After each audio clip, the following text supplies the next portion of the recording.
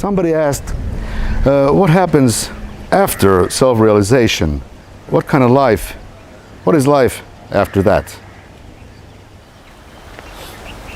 Some people on the spiritual path envisage a state when they don't have a mind as something wholly negative, not as a positive development.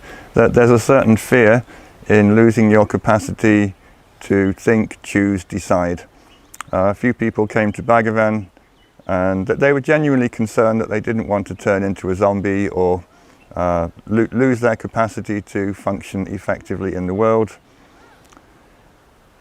It is true that some people who realize the self, like this man Tinai Swami, they might go into a decades-long semi-paralyzed state. But I think in the vast majority of cases, life goes on normally.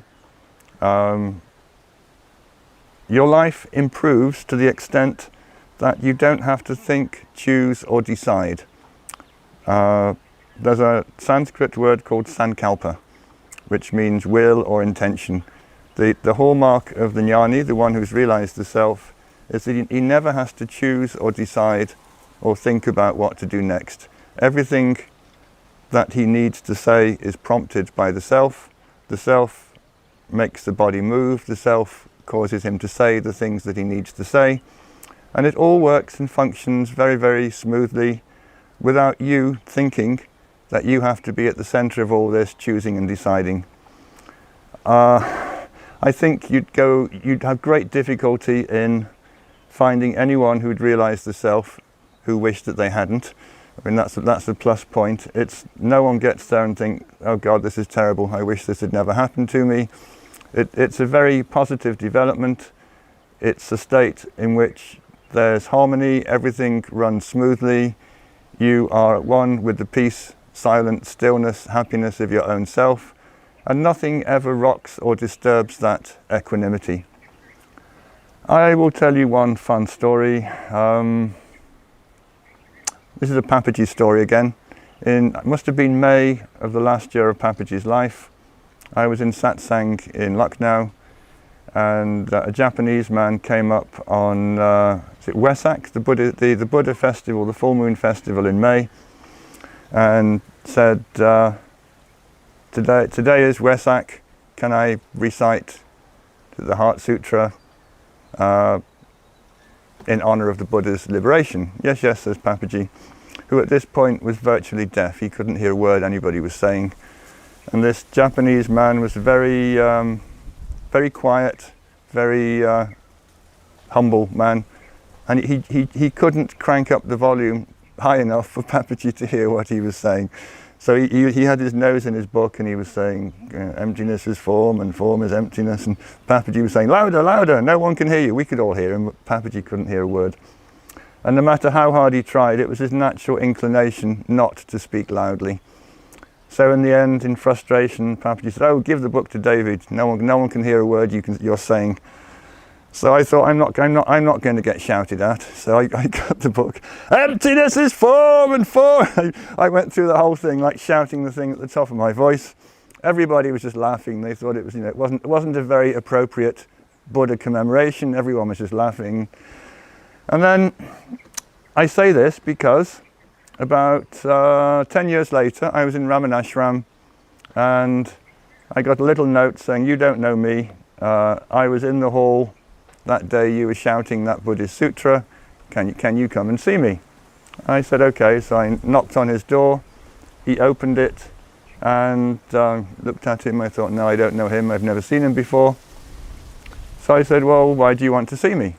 And he said, I was sitting at the back of the room that day when you were shouting that Buddhist sutra and everybody was laughing. And in that moment, I experienced the self in Papaji's presence. He said the whole room was in chaos.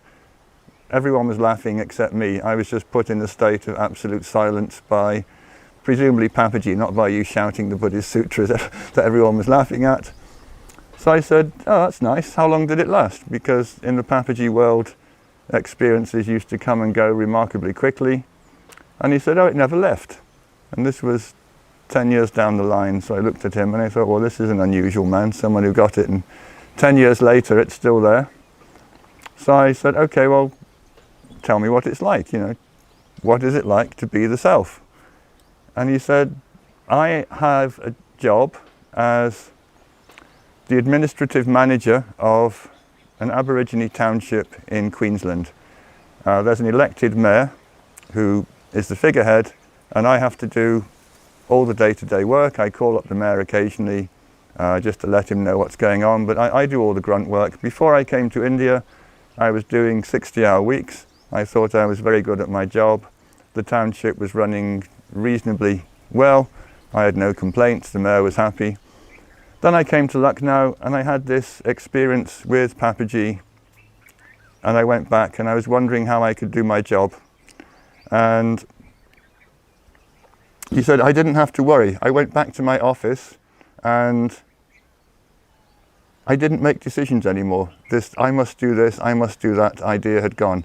I would sit there in the morning, and instead of me having to go out, organise, plan, have meetings, choose and decide, everybody came to me in a very harmonious way, and everything happened as it should, and my town is now much better organised and run than it was before. So I said, well, give me an example. And he said, well, somebody called me from Canberra and said, we have a scheme for free swimming pools for Aborigine settlements. Would you like one? I said, sure, yes. The next minute, the mayor rang up and said, anything new happening in our town today? And he said, yes, we've just got an offer from Canberra. Should we have a new pool? And the mayor said, yes. I put the phone down, and then the next person to call me was a swimming pool contractor who said, I specialise in curvy-sided swimming pools. Would you like a curvy-sided swimming pool? I talked to the mayor. He said, yes, I like curvy-sided swimming pools. And it was all done in 5 minutes. He said, I didn't have to do anything. He said, that's the way my life is run. Self brings everything to me. I go to the office, I sit there in quiet and peace, and the world goes on around me. I think that's a perfect advertisement for liberation.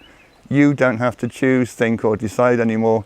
Everything comes to you and everything runs smoothly.